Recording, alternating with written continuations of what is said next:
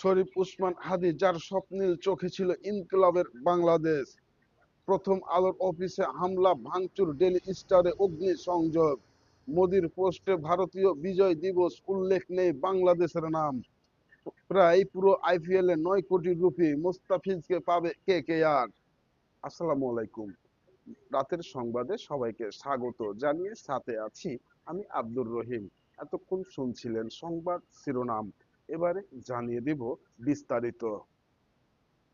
24শে জুলাই গণ অভ্যুত্থানের পরবর্তী সময় আলোচিত তরুণ রাজনীতিক ইনকিলাব মঞ্চের মুখপাত্র এবং আসন্ন ত্রয়োদশ জাতীয় সংসদ নির্বাচনে ঢাকা-8 আসনে সম্ভাব্য এমপি পদপ্রার্থী শরীফ উসমান হাদী আর নেই।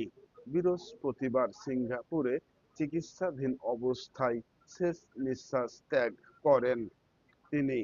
শরীফ উসমান হাদী দক্ষিণবঙ্গের ঝালকাঠির নলছিটি উপজেলায় এক সম্ভ্রান্ত মুসলিম পরিবারে 1993 সালে জন্মগ্রহণ করেন।